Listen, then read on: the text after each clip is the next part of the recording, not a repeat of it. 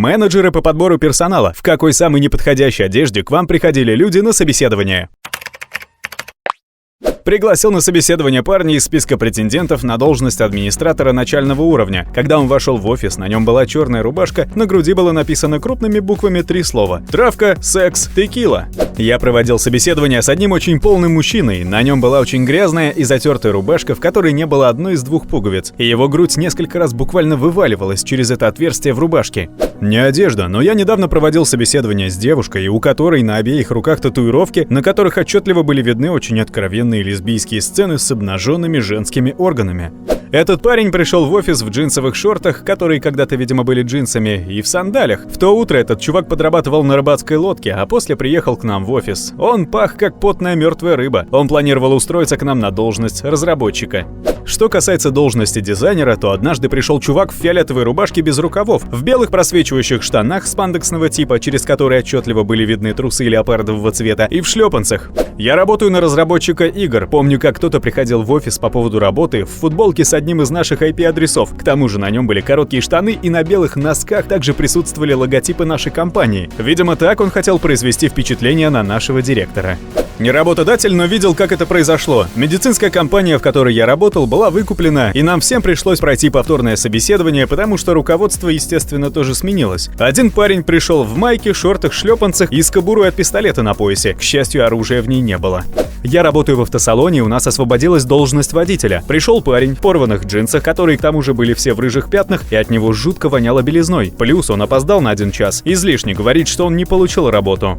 Не работодатель, но организация, в которой я работаю, организовала небольшую ярмарку вакансий. Эта женщина вошла в прозрачной рубашке без лифчика, грудь была видна невооруженным глазом. Мой босс — женщина, и как только она увидела ее, то сразу же развернула и вытолкала ее за дверь. Чуть позже в тот же день приходил парень в жутко обтягивающих коротких шортах и очень большой синей майке. Парень был приятным и уважительным во время собеседования, но на работу его не приняли.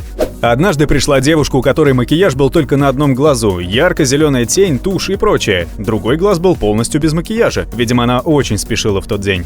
Несколько лет назад к нам приходила девушка, которая явно посещала бассейн перед тем, как прийти к нам. Мало того, у нее были мокрые волосы и виден купальник из-под одежды, так еще и сама одежда была мокрой насквозь. Я проводила ее к своему директору, который, взглянув на девушку, сразу же сказал, что вы нам не подходите.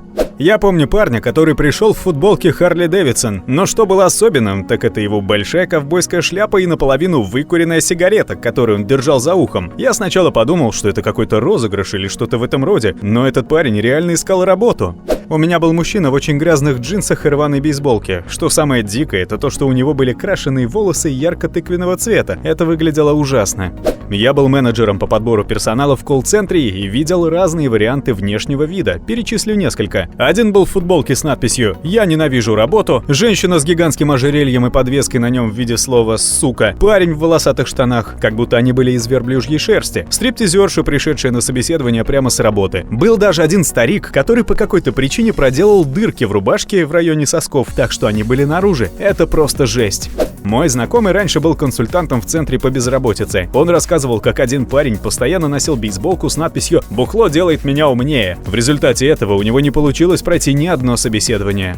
Не работодатель, но я недавно наблюдал эту нелепую картину. Наша организация набирала дополнительных сотрудников, и когда моя смена закончилась, у меня была возможность посмотреть, как проходит собеседование. Вошла девушка в самом коротком и узком, который я когда-либо видел, блестящем платье для вечеринок. Оно едва прикрывало ее соски, и к тому же на ней не было бюстгальтера, спина тоже была обнажена. И когда она села на стул для заполнения анкеты, вся ее голая задница оказалась открыта. Там были еще кандидаты на должность, и почти все они смотрели на нее в шоке, за исключением пары мужчин, которые были там со своими женами. Эти парни смотрели в другую сторону, широко раскрытыми глазами, не осмеливаясь повернуть голову ни на сантиметр, чтобы их жены не заметили, что они смотрят на эту девушку.